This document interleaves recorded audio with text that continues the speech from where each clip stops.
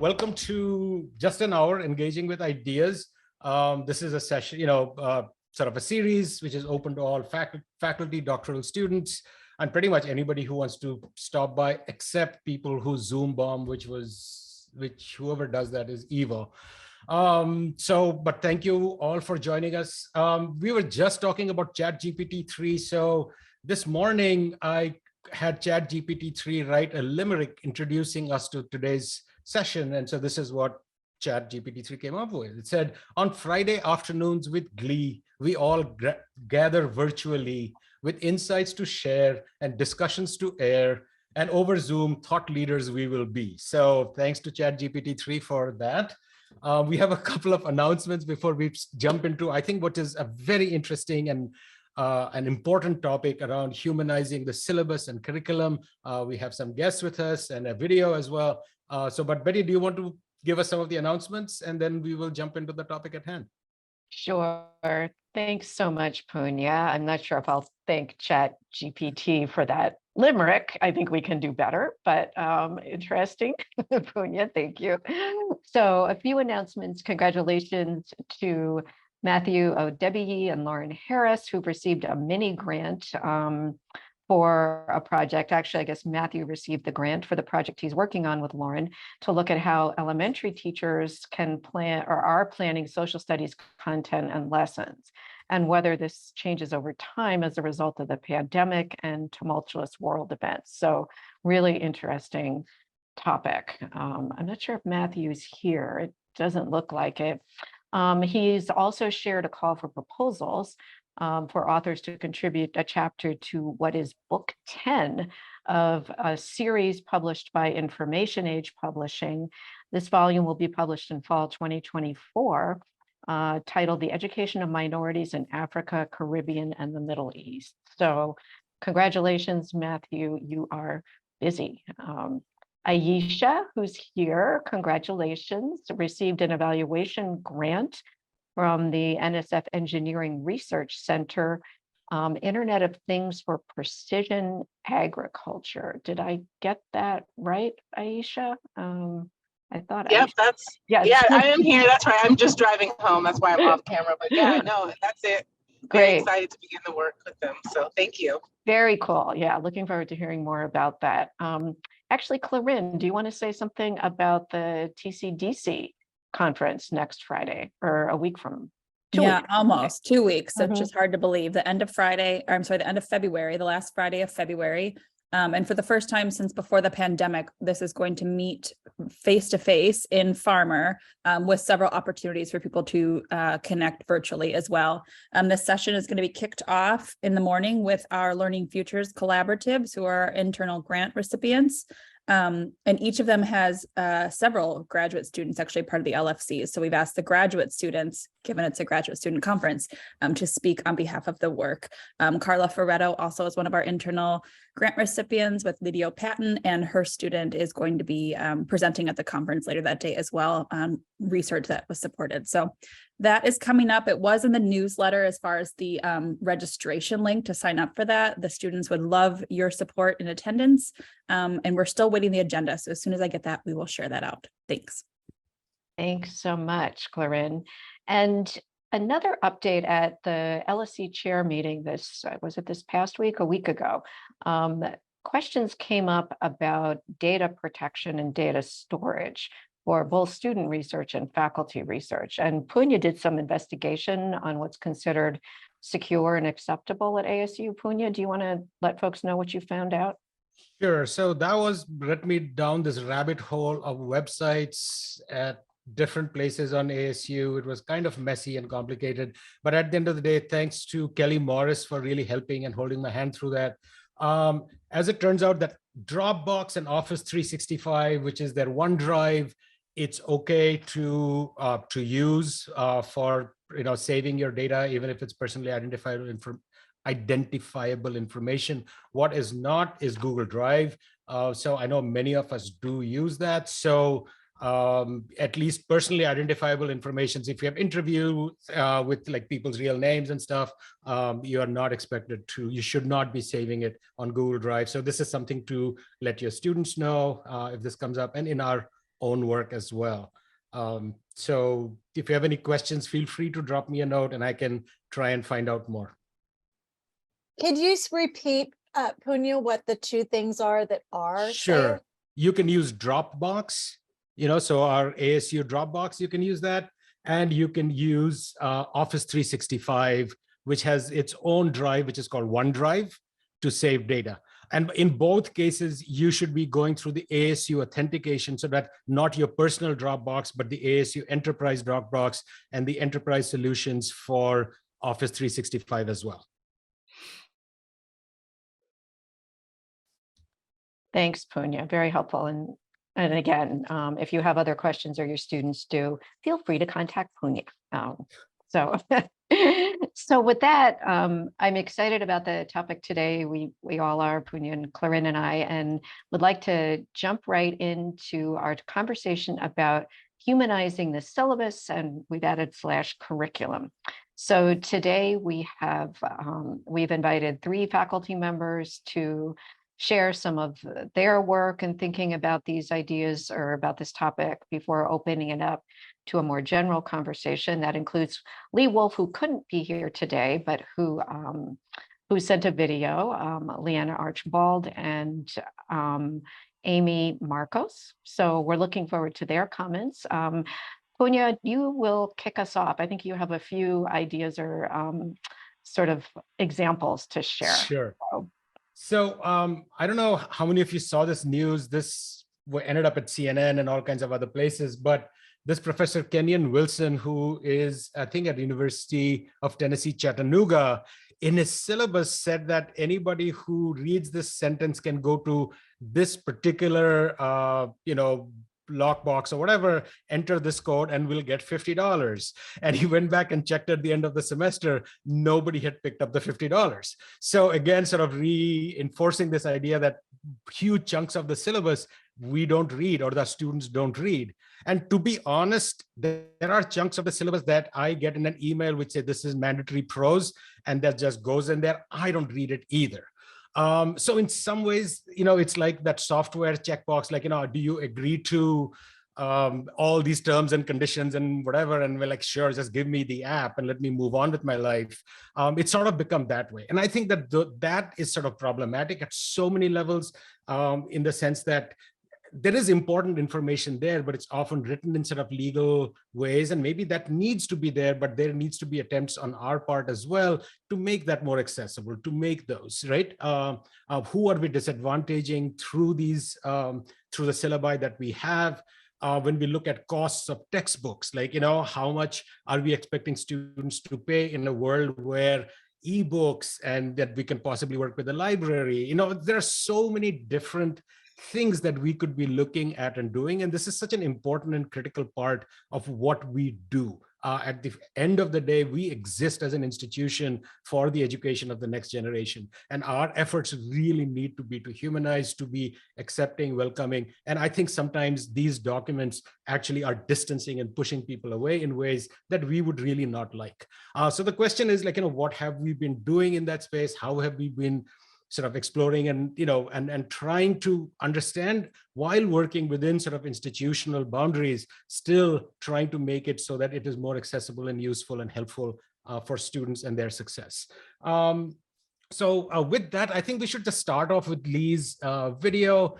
She has some links, which I think we will drop in the chat as well, which we will also share on the webpage when this episode is archived. So Leigh, as all of you know, is an amazing educator.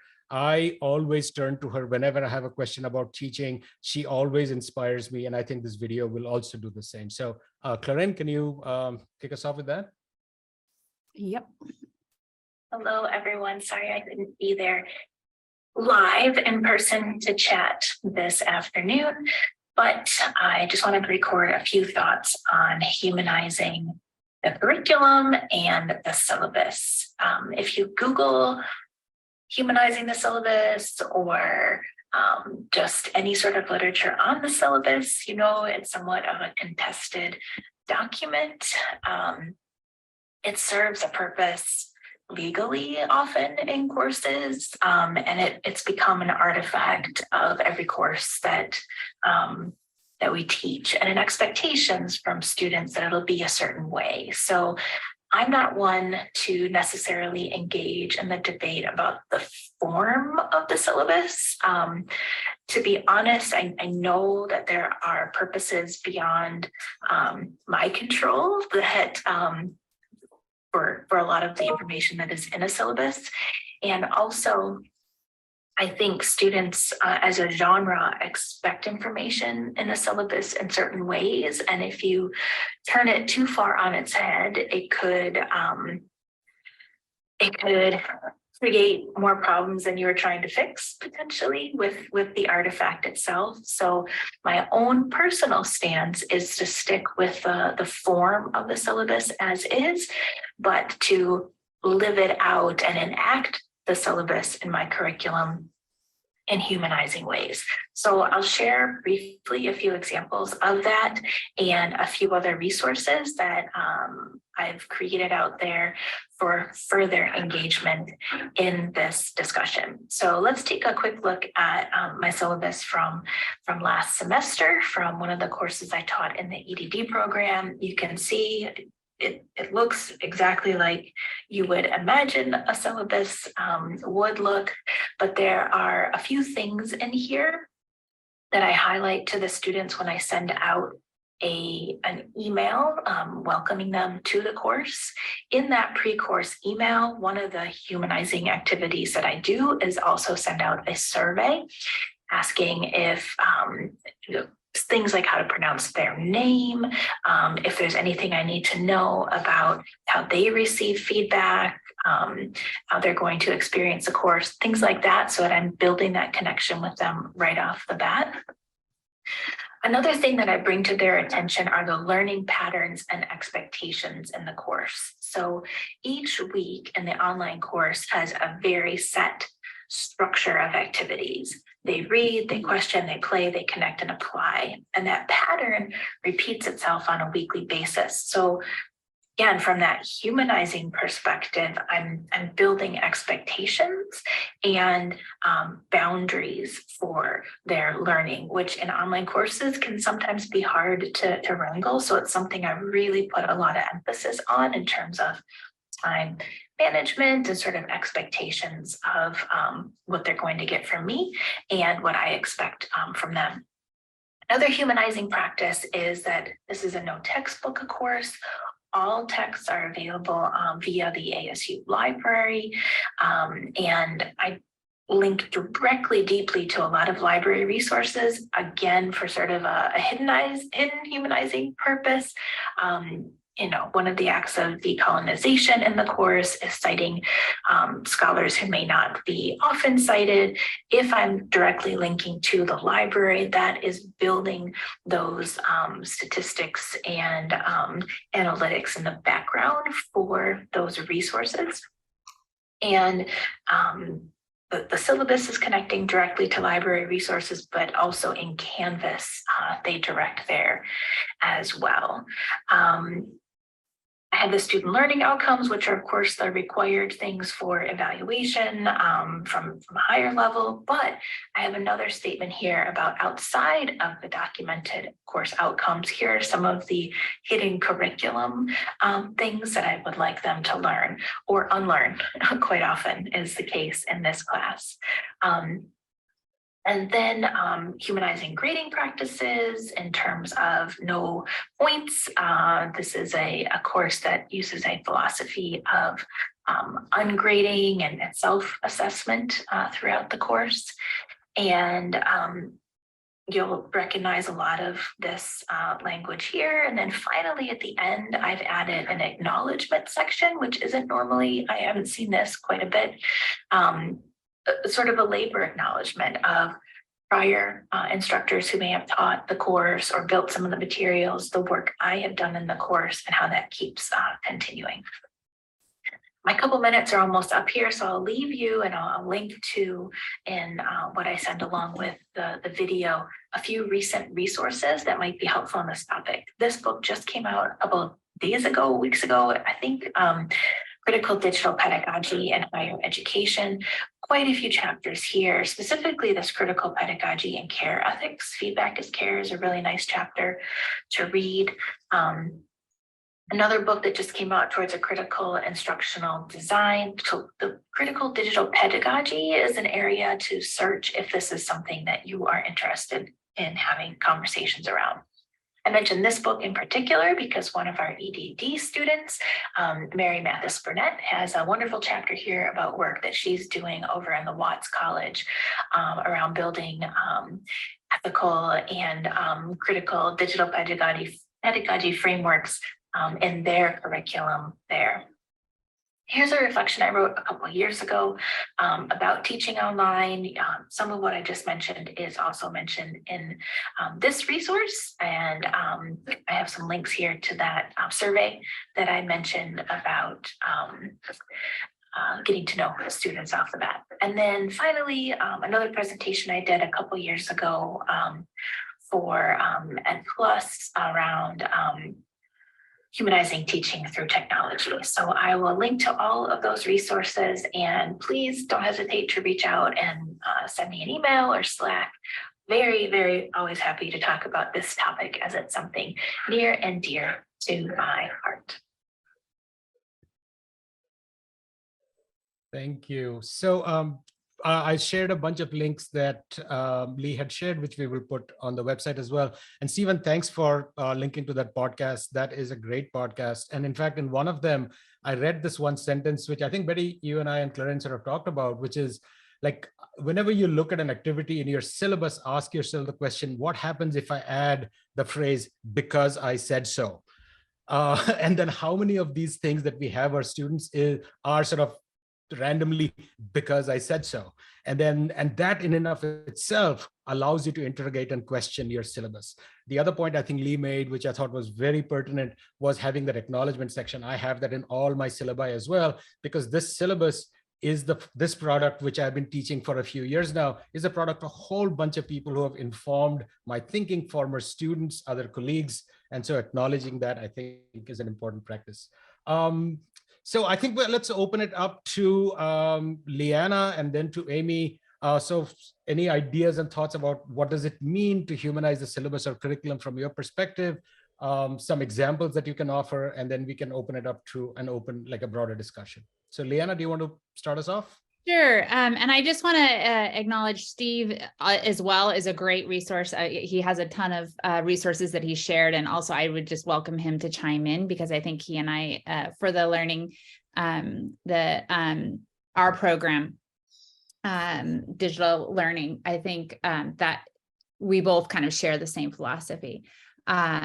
So one of the things for me is communicating flexibility and inclusivity, and adding those statements to the syllabus. And really it's, as Leigh was mentioning, it's that communicating that care and empathy and awareness and kind of your presence, and that you are a human and that you understand that we're in difficult times, and making a more kind of personal approach rather than just using that boilerplate language. How can you add language? It's not that you don't have to include that language, we do, but how can you also include additional language around those standard statements and adding to kind of the insert your personality and insert the empathy that you understand. So one example that I'll just share in the chat is a statement of understandings that can go something along these lines. And this can be adapted, but essentially that things are difficult. Like we're still in the midst of a global pandemic and dealing with the aftermath. The climate, the political climate, mass shootings, like everything, all that the earthquakes, what's going on in Syria and Turkey. And so just communicating that you understand that there's going to be times that it's going to be difficult and that you're there to make whatever accommodations you can and to be understanding. And so I think that that's just acknowledging the difficult times that we're in, I think is important. So that's something that I think is important. And the other aspect of that is you can make it more visually appealing. So some people are more comfortable with memes than others. So, but the use of memes sometimes can insert some humor. So like there's one with the happy Yoda and the sad Yoda. I don't know if you've ever seen, but it's like that feeling when you complete your work by the deadline is like, and when the feeling when you miss the deadline, and you might have pictures. So inserting, I mean, some people may be more comfortable with that than others. As Leigh said, she's kind of more comfortable with the traditional format, or you might have a version of the syllabus that is student facing versus the official syllabus for the course that is, kind of what needs all the nuts and bolts. But having some visual appeal, or even if you insert maybe an infographic of like key ideas within your syllabus to kind of summarize, I think that can help encourage students to read the document or actually look at the document, and that it's not just this terms of agreement, as Punya was mentioning.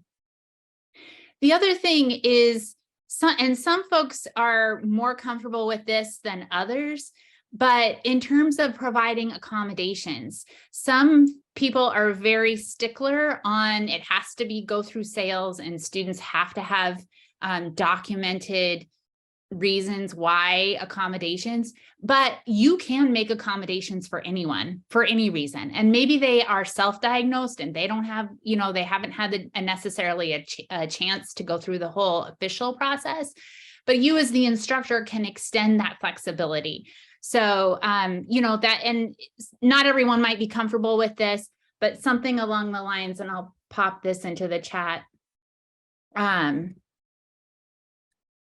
is, while you may, kind of communicating to the students that while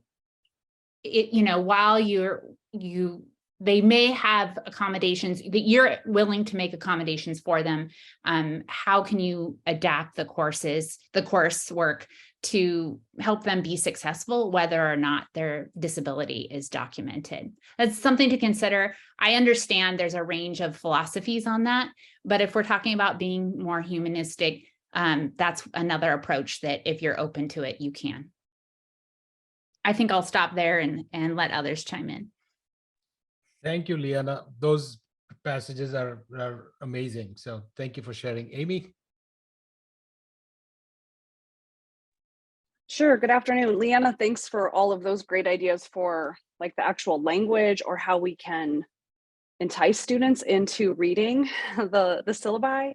I think what I'd like to share a little bit about is something that Leigh also touched on, is maybe we have these legalese in the syllabi, but then how do we enact those practices with students as the course unfolds? And so one of the things that I wanted to share is the idea of making assumptions explicit. So Punya just said, how often do we say like, because I said so? If we're saying because I said so, there's something about what we believe learning looks like or should include that's informing that because I said so. And so one of the things that I've started doing with my online students is sharing my assumptions in a video, in a Jamboard, saying, when I designed this course, here's some assumptions I made about what students are willing to do or what they want to do or what might be going on in their lives. And then I ask them to provide their assumptions for the course and for me as well. And so using an anonymous Jamboard link, they can, put in all the assumptions the first week of course about what they're thinking or what they're expecting to have happen in this course. And then we have a conversation about those, right? And if it's in a digital course, I'll kind of cluster them into themes and I'll say, here's what I'm seeing, my questions are this, or I think we're on the same page in these areas, or I can see some tension happening here. We're gonna have to work through that. How can we do that? So I've learned to make explicit all the reasons why we design the courses the way that we do and have conversations with students about that. So I think that's one thing that's helping me humanize the course a little bit. And then while I have not been as comfortable or maybe found what was the term Alex used this morning? like the accountability, I think I've shied away from making changes in large programs and the rules that we use. I know Meredith is here, Derek is here. I know Derek and I had a conversation like years ago, like these syllabi are ridiculous. Like, can we make them more exciting? Can we make them more fun? And the answer was like, yeah, no. So, okay. But what we have started doing in Ed Studies is turning our Ed Studies Canvas spaces into Ed Studies and course pages that are more personalized to the program and to the course and to the students in these programs. And so we're shifting away from these standard templates and college-wide banners and tabs and bringing in things that really, like, this is our first interaction with students when they hop into the Canvas. And if it's so cookie cutter, we are hiding the intentionality of the course from our students. And then we have to work to get around that, right? And so we're defeating ourselves in the process. And so we've just started work the last like year and a half. What do we really want our Ed Studies pages to include in Canvas and why? And so we have things like, you know, a TIA section, you know, that they see first. Thanks in advance for X, Y, and Z, or coming for these things. We make our pedagogies explicit, which you might do in an in-person class when you're talking with students, but we realized those were missing from our online courses. And so a lot of times when we're thinking about humanizing, when I'm thinking about humanizing the course, I have to think about what does that mean in an online space? And I know Leanna and Steve are doing the same as well, but beyond the print, what do we continue to do throughout the class to bring those practices to the center? So I'm in the middle of the road pretty much between Amy and Leanna. While I do think modifying the syllabus to a degree and humanizing it is important, and maybe this is just too many years in the business school, it's still a legal document. It's a contractual agreement between the university and the student. It's also required for HLC accreditation. So messing with it too much may bite you in the butt at some point. So I think it's important to offload some of these things because we already know they're not going to read the syllabus by and large. You know, I hate to say it, but that's really not going to change. So I think it's important to unload some of that stuff and bring it alive in the course shell itself and beyond the course shell. So for example, in terms of some of the things Leanna sent in her postings, all of my classes are tightly integrated with Slack, and I've written a Slack workflow that it's called a panic button. And when a student is in distress, they can hit that in Slack. They get to choose what their level of like urgency is, you know, small, medium, or large. And then, you know, choose a category of what the problem is and provide more detail about it in a text box. And that comes directly to me 24/7. It bypasses my co-instructors and it comes right to me so that I can either, you know, resolve the issue myself or I can get Megan's team on it. I was wondering what we actually are required to include in our course syllabi. And Meredith, do you happen to know, since your team is involved in creating those? That would, I mean, because one thing I just have heard people say, I mean, much like you said, Steve, is that we really need legally to include some of these elements in our syllabi. So Sherman, you raised your hand. Well, I think, you know, there's some things that are sort of boilerplate, but there are other things that even if we have to include them, we choose how to use them as instructors. So the obvious thing is the grading scale.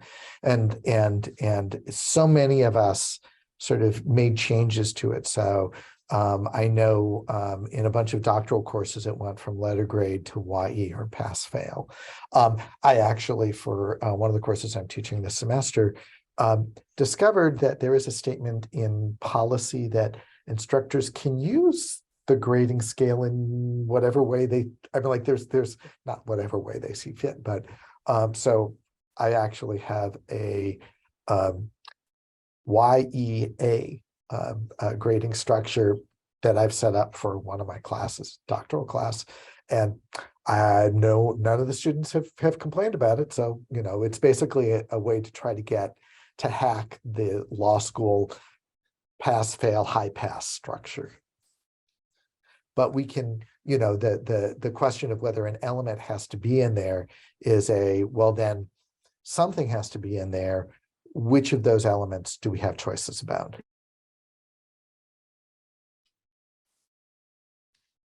Thank you, Sherman. So one of the things that I do in my class with the syllabus is that I strew errors in there. And there is a prize for whoever finds the largest number of mistakes. And this becomes, I have a Google Doc open, like last semester I had a Slack channel, which is Find Punya's Mistakes. And I would have a running tally about who is leading in finding the most errors that I make. Because, you take a syllabus from a previous semester, you forget adapting a date, right? You leave it as November 14th, but actually it is now November 12th or something like that. So people catch it, and it becomes this really fun activity. Every day in class, I would show up the power, a little bar chart saying who is leading, who is losing. And at the end of the semester, they get a prize for finding the most errors that I have made in my syllabus and other places. And it gets people to read it. And that's kind of a fun little activity. With that, we're just going to open it up to, because all of us, I think, do different things. And I think this is an opportunity really to learn from each other. So anybody want to jump in, feel free. Any ideas, thoughts, things that you've done?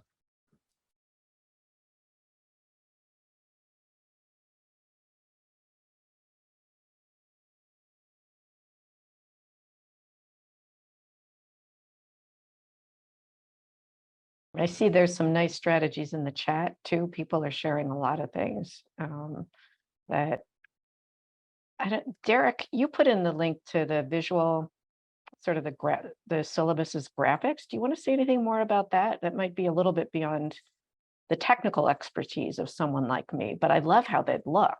So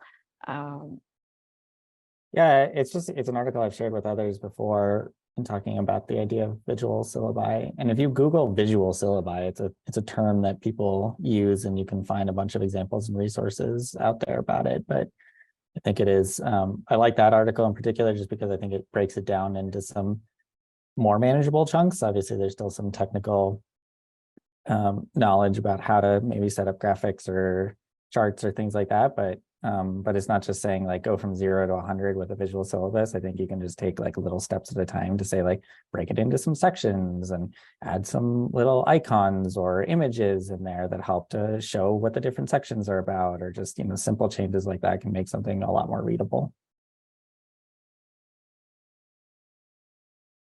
thanks. Yeah, I really like that idea. I almost can think of like you have your graphic, infographic syllabus is sort of like a cover sheet. You've got the whole other, formal syllabus there, but the first things the students see is something that's much, more eye-catching and has some of the main points that they're going to be interested in first.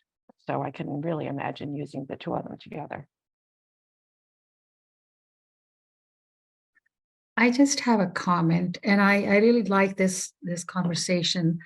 And this idea of navigating through this process of humanizing, as we all know that one size doesn't fit all. And then we also know that how important it is to contextualize the information that is being delivered through this syllabus that we have in our classes, providing context and making it personalized for students so they feel like they learned from this course. So each one of the students who's in our class is feeling like they benefited from it. But my question or my dilemma is, to what extent do we think we should humanize the grading scale, right? Because as we get into the redesign processes and so forth, they sort of give this message of standardizing everything to the extent where you feel like, oh, I can't change this. Then we have these course coordinators and we have all these, all that stuff. The system that we have created doesn't allow us to sometimes even think about how we can humanize in this process. So I'm just laying it out there. I like this conversation. I think it needs a lot of work, and it's very important. So just wanted to make a comment. I think it's also, sorry, go ahead, Punya. I was just going to say, I think it's not just the grading scale. Sometimes it's the other policies, right? It's the late policies or the attendance policies. And even if you want to have, a late policy, I'm not saying don't have a late policy, but sometimes it's the way it's worded can sometimes be, I think, very negative of, you will lose all your points if you're 10 seconds late, instead of saying, we encourage you to submit on time for these reasons. You know, you can be more positive, I think, in the way that it's written too, and that can also help a lot, I think. Yeah, and that goes back to this point about because I said so, right? You know, like it's by fiat rather than by explaining, right? And I think that sometimes a syllabi can become that way, which is like, this is the diktat from up above, as opposed to saying, if you want feedback, like if you want the feedback to be useful and productive for the next assignment, it is worthwhile, you know. That to me makes a lot more sense than saying, I remember this, like I was teaching freshmen a few years back, and the student comes running up to me in the beginning of class with her phone saying, Dr. Mishra, if you look, see, I did post it before midnight, but for some reason, you know, whatever, Canvas didn't accept. I'm like, it's okay. It is fine, you know, but that's the inculcation that's there. And then when you think about it, then your whole learning thing is around fear and meeting deadlines, as opposed to focusing on the ideas. And sometimes you do need, I mean, how many of us have missed deadlines?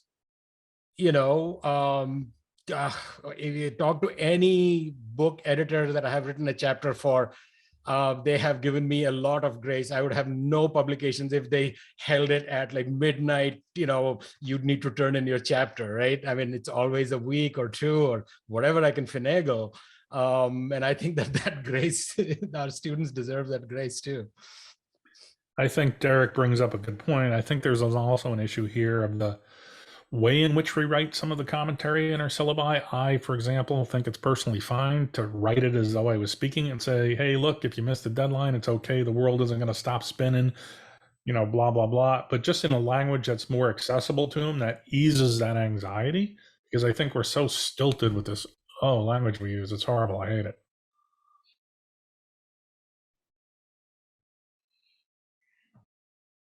And I think that goes back to the accommodation aspect of things too. And if there's a reason that students are struggling, if there's something that, it's just having that flexibility and realizing like it's the learning that's important. What can I do to facilitate that? If I need to make adjustments, I can do that, you know, on a case-by-case basis. So it's just communicating that, I think, to students is important so that it focuses the learning as opposed to solely on the grading and the points.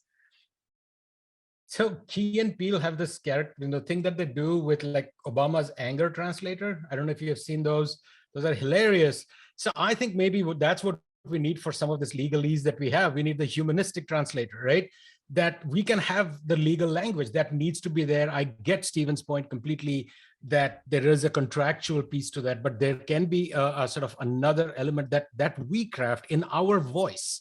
Because each of our voices is unique. And I think, Amy, the point that you made earlier about like, and this has always been my problem with all these learning management systems, is that when a student walks into my class, I want that experience to be different than a class that they would take in biochemistry or in calculus or even across the hall in my same department, because what we are modeling for our students is a way of engaging with ideas, a way of living in the world with these disciplinary lenses.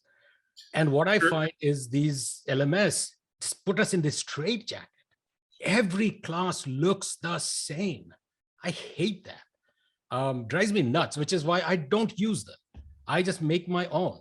And it takes a bit of effort, but to me, it's worth that effort because it's now my class. The other side of the coin, Punya, is that consistency is something students like in an LMS, and there's, you know, is some research to support that. But I think you still have boundaries within each of your classes, you know, to manage that. In terms of, you know, writing commentary in your syllabus, I'm sure if you plugged in write my syllabus in the voice of Punya into ChatGPT, it would help you out. Yeah. I think something else too, Punya, like this idea of humanizing, and Sarup touched on this, is once you start to think about different ways to humanize your syllabus and your teaching, you realize that there's systems in place that are going to be working against you. And, you know, when we think about large online courses, you know, Leanna was just saying, you know, reach out to me if there's something like, I'm going to work with you. I'm going to personalize this. I'm going to look at the 3 weeks that you've missed and we're going to think, what do we change? What do we do? When we have co-instructors that are paid very little money and expected to engage with 30 students, it becomes a labor. And I think, like, even listening to Leigh, like, if you know Leigh personally, you know she is emotionally drained every day because of what she puts into her teaching, right? And so if we're going to promote a humanizing approach to education, how are we asking the systems to change to protect and value and like reinforce or replenish or, you know, like the work that we're doing? Because if we want students to be humans in our courses and not just people submitting work to get it done, that's also taking more time for them. So what are we letting go of as a system, as a program, you know, to get to that? And I think it's hard, you know, so don't expect this to not feel rough, right? And to uncover more problems, because this is gnarly work. And it's easier for me to do these things in like a doctoral course when I have 20 students and I'm the only instructor versus, you know, my undergraduate courses when I have 190 students and 6 co-instructors. So, and then who's getting the humanizing experiences, right? Like that's another really great question for us to consider. So not to end on a like wah note, but we have still time to Pollyanna it again. No, I think, Amy, that's an extremely good point, because those are the structures that we live within. And I think we have to recognize that. I remember, you know, when I used to work with STEM teachers in Chicago, I mean, Chicago public schools, talk about straitjackets, right? Really hard. And one of the discussions we would have are about what are conventions and what are rules. And you don't want to break the rules, but you can bend the conventions. And I think, and so it's about finding that, sometimes it's about finding the wiggle room within that space that you can work with, right? And seeing what we can do. And I think that requires, but you are absolutely right that, you know, that there are structural challenges here. Sarup, you were saying something. Yeah, no, I think Amy just further elaborated some of the thinking that I had. And I think maybe we can start agreeing on some of those structures first. Maybe we need to identify these are non-negotiables and they need to be there in the syllabus. And then how they need to be articulated also needs to be further discussed, so they don't come across like those, you know, legalities or things that might make those, you know, create barriers for our students. And so maybe we need to come up with some kind of a way to identify those areas first. And then, because I felt like, do I really have this ability to change? Because I'm also sort of now, okay, I need to go to this development shell. I have to follow what was given to me. It's almost like we have created this shutdown syndrome for all of us. Yeah, I think Meredith will agree that that's a problem that's never impacted me. But it's also, I mean, again, back to what Amy was saying, then there's the workload issue and the extent to which you're going to go in. I mean, Steve, you put in a tremendous amount of time, I'm sure, in that customization. So, you know, I mean, what's the trade-off? And as I like the way you put it, Amy, I mean, I think then we have to make some changes and maybe what our priorities are for the kinds of experiences that we're creating, not just for the students, but for the teachers. So, yeah, go ahead, Steve. I think the trade-off too is that some of this is front-loaded. The boatload of work I'm putting in now is very consciously oriented towards what the program Leanna and I are managing is going to look like in 2025. It's to set the groundwork for a robust, stable, shelf-stable program, you know, then, because the LDT program has followed the trajectory that any other program that migrates from a ground-based program to an online program has. And it takes a long time to get it from point A to point B, you know, and there's grossly 3 stages to doing it. And we're in kind of that 3rd stage now, which involves continuity, consistency, rigor, you know, manageability, scalability, all of those things. And I think too, like for us, or at least for me, modeling these design practices is important because we're creating this, you know, this next generation of designers. So, I mean, and Amy, I completely agree. You know, it's like how do we extend these humanistic practices to ourselves and our line of work? And that's a bigger discussion. But I do think it's important that we're modeling these for our students. And for those of you that teach future educators, I mean, I think that it applies as well.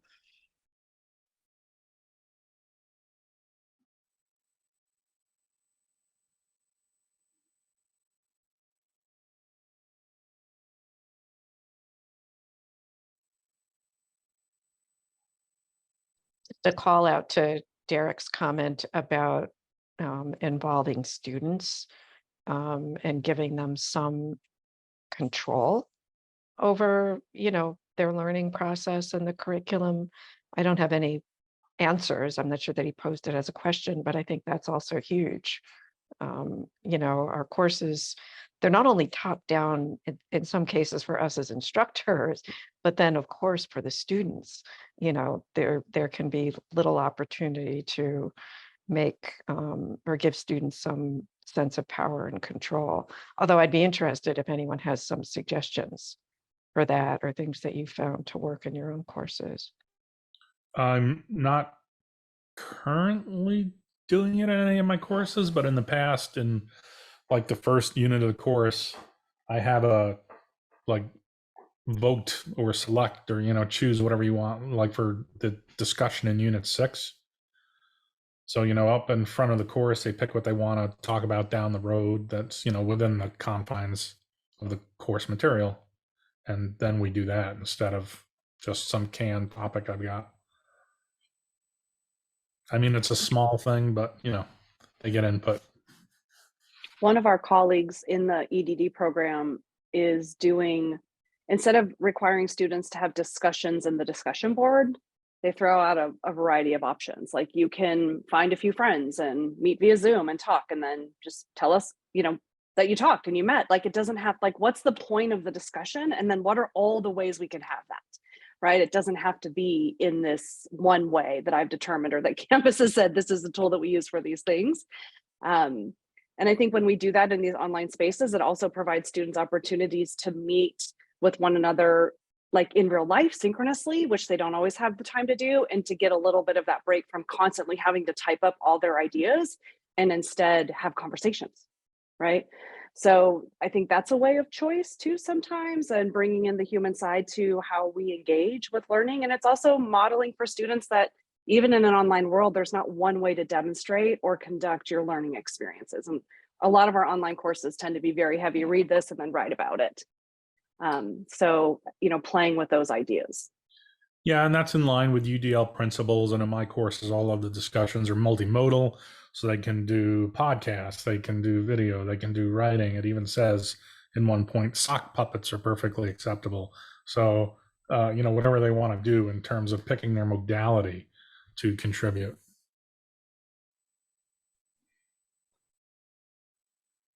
So one of the things I have done, and this works, I think, more for doctoral courses, master's level courses than necessarily undergraduate, is that I would actually design the syllabus for 2/3 of the semester and then have blanks. And those become then emergent points where during the semester you say, okay, what other topics are coming up that you're interested in? And then it's on me to find the right readings or whatever to fill that in. But one of the things that I have done, which I think is very important, is that our classes go so fast that you realize that you never really have had a chance to step back from the readings and the experiences and sort of reflect on it. So what I've learned to do now is sometime around, if it's a fall semester, sometime late October is 1 week where there are no readings. There's nothing new. And what you're expected to do is actually go back and look over your notes, skim through the previous readings, look through the semester, and we'll have a discussion on what is this class about and what have you picked up, if anything. And then that then allows you to sort of gives you a couple of weeks to sort of rejigger things that you think didn't happen or didn't work, or add new readings or experiences, whatever you might want to do. I have found that lull to be incredibly important. And now that's a structure of all the syllabi I create, that there will be 1 week towards close to the end, but not absolutely at the end, which is about just looking back and just stopping and taking a breather. And I think that really changes the tone of the conversation in the last few weeks, because for once you've stepped back and looked at the big picture. Because as a professor, you are seeing the big picture and you're breaking up into chunks. They really never get a chance to do that. And I found that incredibly useful.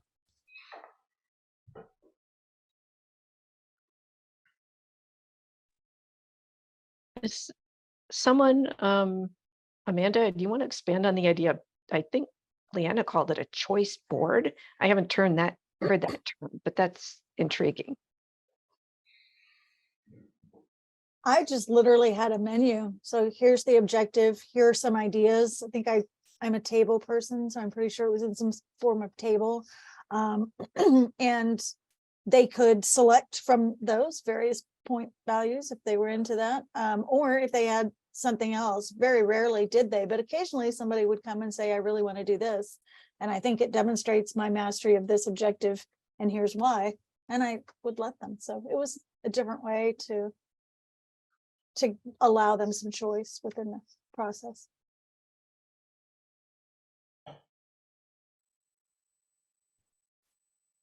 Yeah, it's just like a table, more or less, kind of like a grid, and then just different squares of various modalities.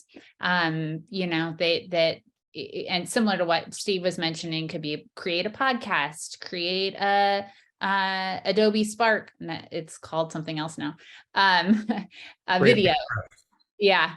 Different options, and just they can select from it. And it just gives students a little bit of say into kind of how they best want to express themselves. And maybe they do want to write, and some love writing, and that's great, but it just provides some additional options.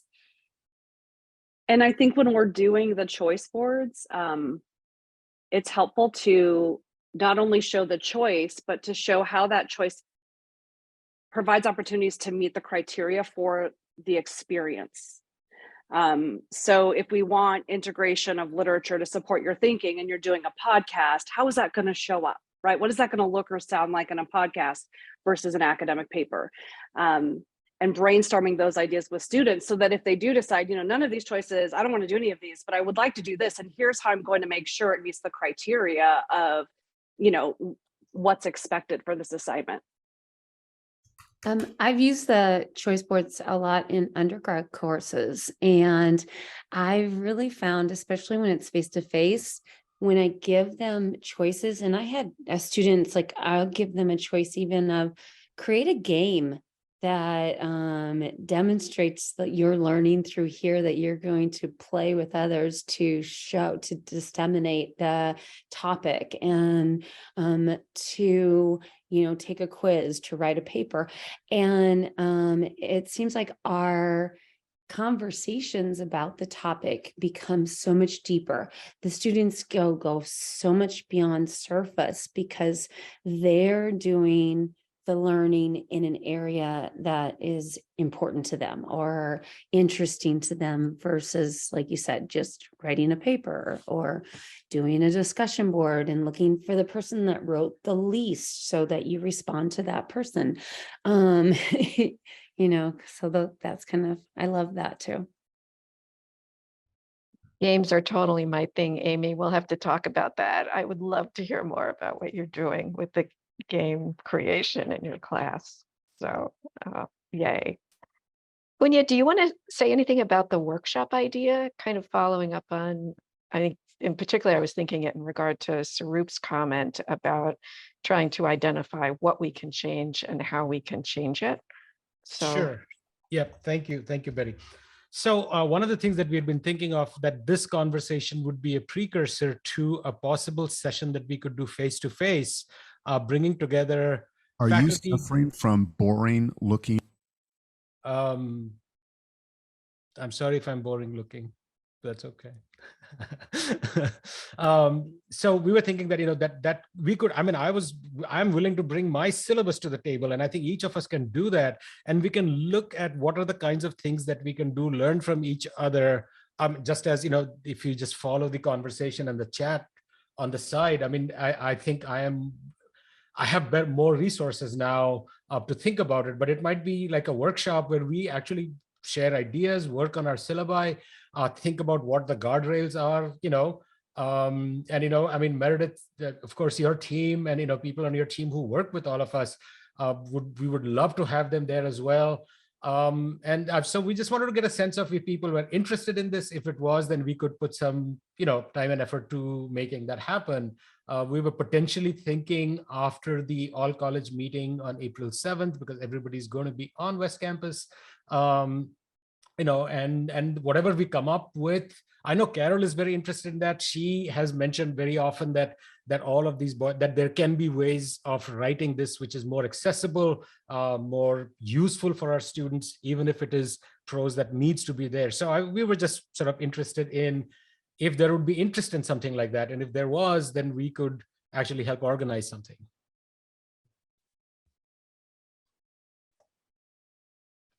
Yes, we could do lunch. Yeah, there you go. Yes.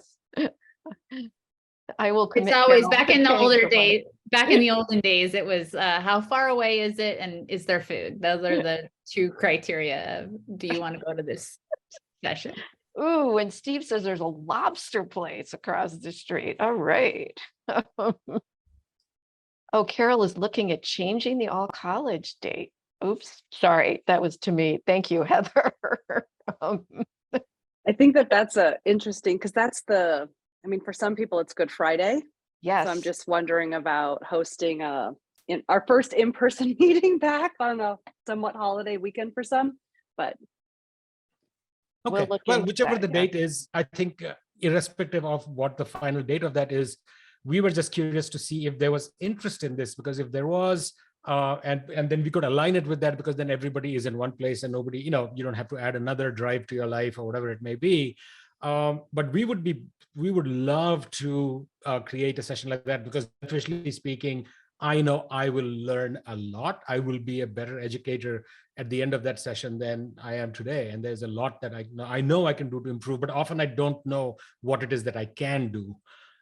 So just, so how do we think we should do this, Betty? Should we send an email? I mean, in the newsletter next week, maybe a short survey, which is people say thumbs up, thumbs down if they're interested in this. And we'll just see if we get enough people interested, we could go ahead and start organizing it. Yeah, let's do that. Yeah. And we got to figure out what the actual date will be, but I think that's a great idea, Punya. Yeah. Let's do that. Okay. All right.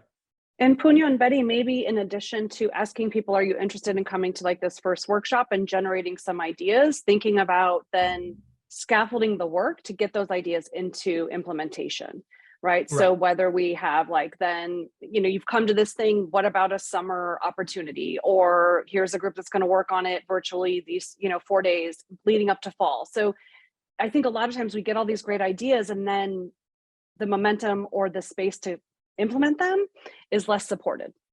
I love that, Amy. And I think that should be sort of the intent of this, not just, I was speaking selfishly, but I think that if we can come up with I'm just looking at sort of Leanna's example there, which I said, I'm going to steal this, right?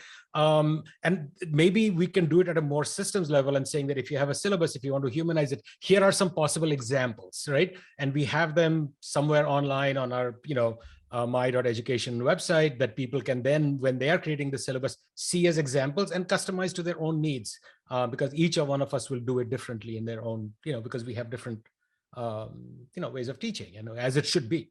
That's the important thing. Thank you for that. Amy, you're now elected president of something. I'm not quite sure what it is, but it's a cocktail hour. I'm going to tell you what I'm the president of. I'm choosing the thing that I love to do. All right, we are at 12:59. So thank you again. Just an hour flies by as always, but thank you so much for joining this conversation. This is something which is, I know very important to all of us, and that we really do care about doing a good job with it. So appreciate that. Next, our Just an Hour is on February 17th around co-authoring, collaboration, contribution, and recognition. So our discussants will speak from a collective range of opportunities about working with doctoral students, practitioners, internal, external faculty colleagues. So bring your questions and strategies to navigate co-authoring. And of course, ChatGPT-3 wrote a poem about that. So next Friday, come and see. A panel's guaranteed. with Vander Mars, Weinberg, Harris, Benedict, Indeed. Together, they'll explore the art of collaboration, sharing insights, wisdom, and inspiration. Join us to be a part of this enlightening session. So thank you very much and for joining in. The video will be online as well with the resources, and see you around.